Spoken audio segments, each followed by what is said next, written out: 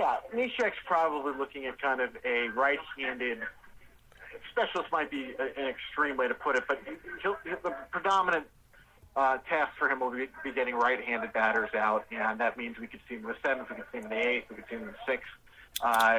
He's not looked at necessarily as kind of a specific inning guy, although not everybody is these days anyway. There's a little bit more flexibility than there used to be with that kind of stuff.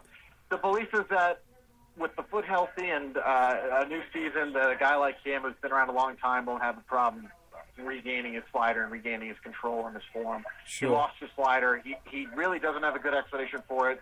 I've asked several times. He's not sure why it happened. He did acknowledge that the foot bothered him more than he let on. Yeah. But with somebody like him, you'd think he'd probably be able to bounce back. He's been around long enough. Sure.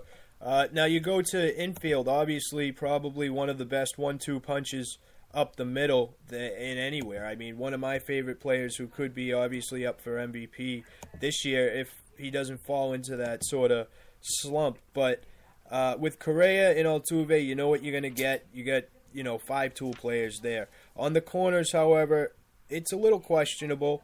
You had a couple. My issues with Houston is you had a lot of guys have career years. What's the chances on them continuing to go up? And the good thing, however, though, you do have some guys on contract years, which sort of helps. I know you got Singleton, who came up, struggled a bit in the bigs at the end of the year, but what's his situation as far as the corners, and what are you going to do with first and third? Is it really set in stone yet? Yeah, Luis Valbuena's going to get a lot of playing time.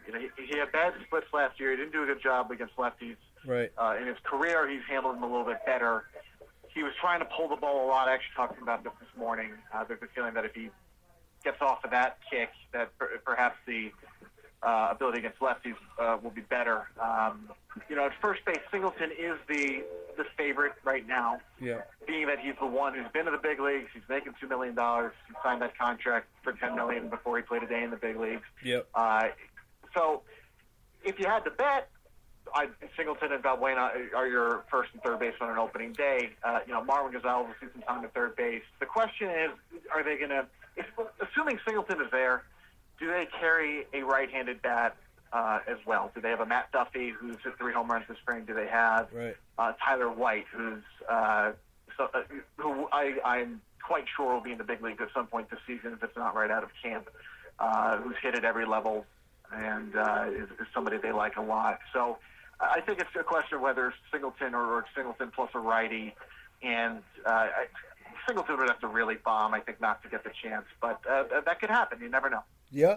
And then obviously other than catcher, I'll talk about Gaddis in a second, but over to the outfield, one of the best in the game. From left, he basically had 3 center fielders out there. Only questions, health, obviously, recent injuries. Springer's 2015. I get it. It really wasn't his fault.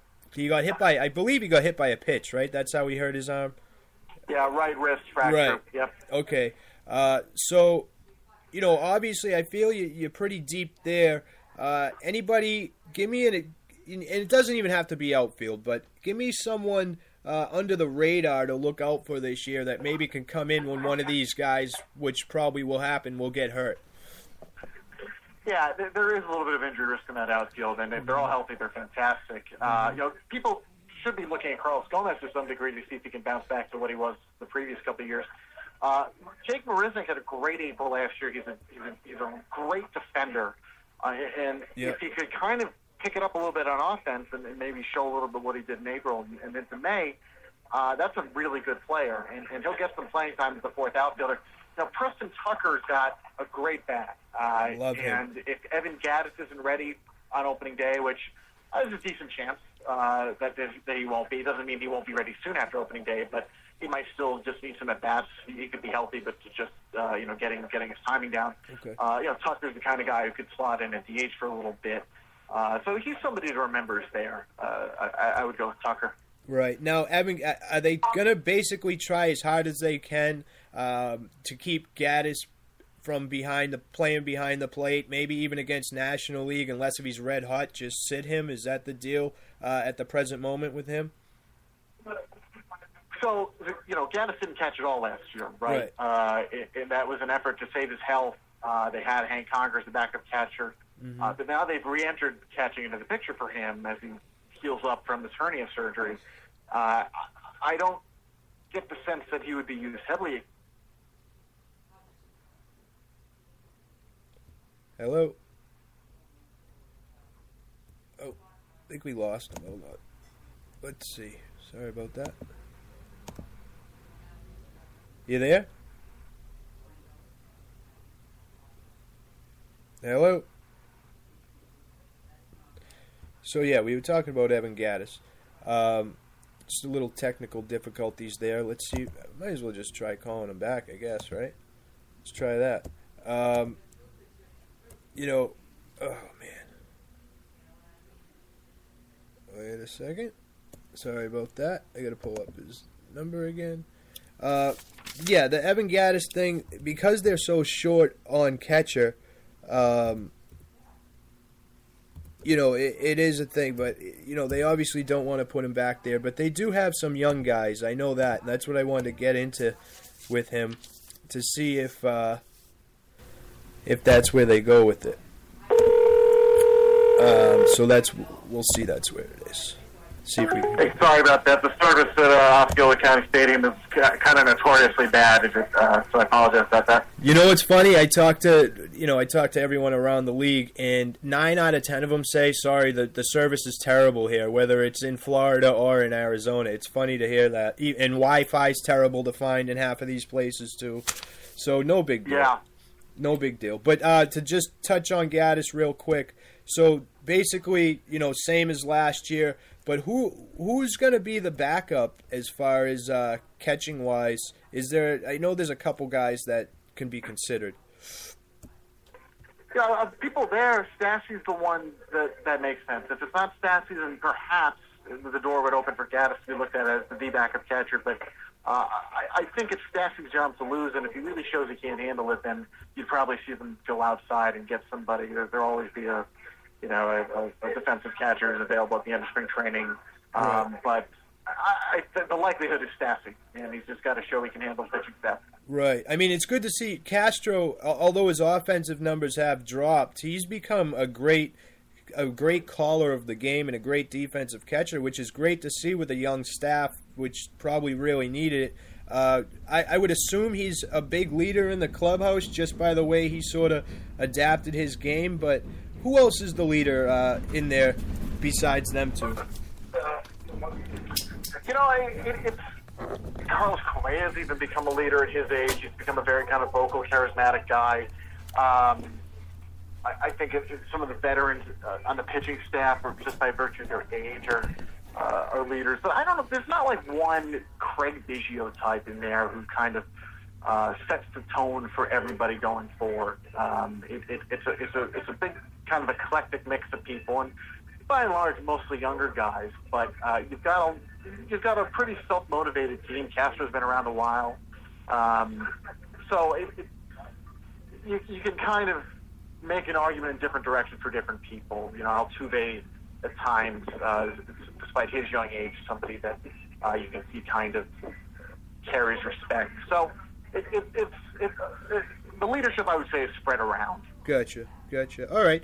We're gonna, right before I let you go, I know you're busy, do a quick five quick questions, quick answers right off the top of your head. We are into I'm into a lot of fantasy and sports investing, so I gotta ask you, what's the win total? Where do you project them this year? Let's go an even 90. 90 in the division. First, second, third, second. Okay. World Series matchup. Oh boy. Red Sox. Oh. And let's go with the Giants. The Giants, right? It's an even number year. Might as well. Yeah, I have to. Yeah. Yeah. Who was the reason you got into sports writing, and who do you think the best sports writer of all time is? Well, in the baseball reporting world, there's nobody, I think, who has a bigger influence in Peter Gammons. I still remember watching his reports and getting to know him a little bit. It's been one of the great joys of my career. In terms of best writers and reporters right now, there's really no arguing. Ken Rosenthal's at the very top of this industry. And I think that's those are the two guys I would single out immediately. Yeah, Peter Gammons, I mean, from around here, he actually taught a class at Northeastern when I was there, and he sort of helped me along my way when I was first initially going to start getting into this. I ended up choosing a different path, but I actually got him on at the end of the year. We're sort of doing a long show going over the whole thing. He's sort of helping me out with that. But I've asked 6 people that, and 5 people giving me that answer. So, he's great. Funniest guy in the clubhouse? Keuchel. All right. Should steroid guys be in the Hall of Fame?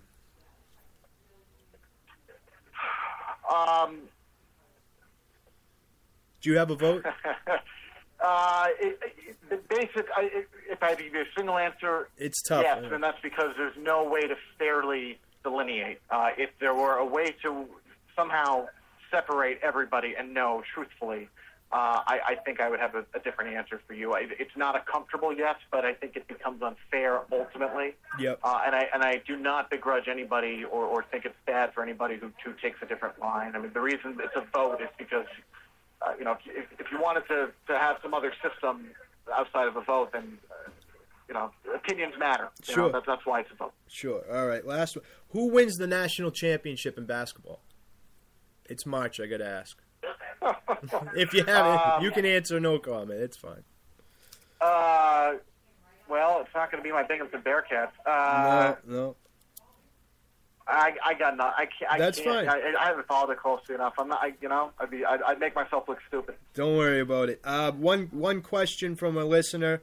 Did anything ever come of that St. Louis-Houston story where St. Louis, the whole stealing of information? Did anything ever come? Short answer. Well, the answer is we're waiting on the sentencing of the guy who has pleaded guilty to some criminal charges, and he probably will go to jail, prison. And at that point, once that sentencing comes down, MLB is probably going to receive the findings of the investigation, and that's when you're going to see some action from MLB and on the baseball side of things. Okay, excellent. Thank you. Listen, I appreciate it, Evan. I know you're busy. Let everyone know where they can find you, read your stuff, and we'll get in touch again soon. I appreciate it, like I said. I hope you guys have a good season, and I know it's a long grind, so enjoy the spring while you can, even though it's probably the toughest time for you guys and busiest time, but enjoy that. But where can everyone find you? Thanks for having me, and Twitter/Evan Drellick. It's EVAN, then D as in David, RELLIC as in Charlie H. Excellent. Thank you very much, man. Hope to talk to you soon, and go Astros. I like them this year. Thanks for having me. All right, man. Bye. Good guy. Always this is what I love about baseball, honestly. And you can talk to beat writers for all different sports. First of all, I mean, now let's get one thing straight first. Hold on, guys. Let me put this back on. It is March, okay? So these guys are pumped that they're fresh, right? If a lot of them just cover baseball, so they are fresh. So they are all in good moods. But for the most part, I mean, you talk to them in September, which we'll do. It's a different tone, especially if the team's struggling. But for the most part, baseball guys are great, man. You talk to football guys, hockey guys. You don't get the same love and respect. It's great that they're doing this. I mean, honestly, most of these guys are doing big time networks, and it's good that they're willing to come on here and talk to us. I mean, let's face it, I don't get thousands and thousands of listens, but I know the reason why I wanted to do this, because I know the fan base that I do have are hardcore sports fans, so I figured I'd try to put it together. Evan, I've known for a while. He's, without getting into it, but sort of the mutual friend through Peter Gammons, but he's a good guy, man. Good guy. Anyway, as far as the Houston Astros, I like them. I think they could make the playoffs. There's